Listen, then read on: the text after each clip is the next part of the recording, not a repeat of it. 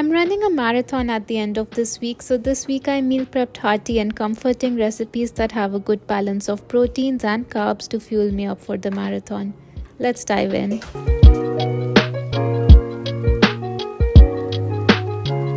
I started with breakfast making some whole wheat sesame bagels from scratch. Just a heads up, it's not an authentic bagel recipe, it's a shortcut but does the job. I combined 2 cups of whole wheat flour with 1 tablespoon of baking powder and a pinch of salt in a mixing bowl. Then I added 1.5 cup of Greek yogurt, mixing it until it formed a dough-like consistency. When it got a bit sticky, I just added a little more flour. I then kneaded the dough for a couple of minutes until it was more or less smooth. Then I covered it and let it rest for a few minutes. Then I divided the dough into 4 equal portions and shaped them into round bagel and pinched it to give that classic bagel shape. Then I cracked an egg and brushed each bagel with the egg. Optionally, you can use milk for this step. Finally, I sprinkled a little sesame seeds on top for extra flavor.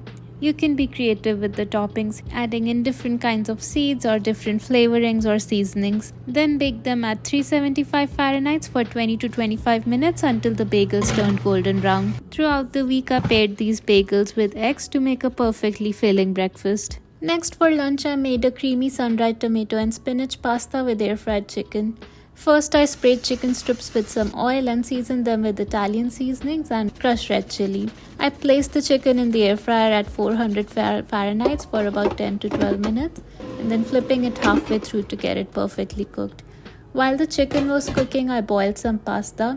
This pasta had instructions for boiling for 10 minutes, but I boiled it only for 8 minutes to keep it from getting mushy. To make the base of the pasta, I added 2 tablespoons of chopped sun-dried tomatoes on a pan over medium heat. Since sun-dried tomatoes already have oil in them, I didn't add any extra oil. I added in about 1 tablespoon of flour and lightly roasted it, and then I poured in 1 cup of pasta water. I kept stirring it until it formed a smooth sauce. Then I seasoned it with some pepper and a pinch of Italian seasonings and added the cooked pasta in it. And then I added a generous handful of fresh spinach, letting them wilt into the sauce. I sliced up the air-fried chicken and mixed it into the pasta, creating a creamy, delicious meal that's a perfect balance of carbs and protein for marathon week.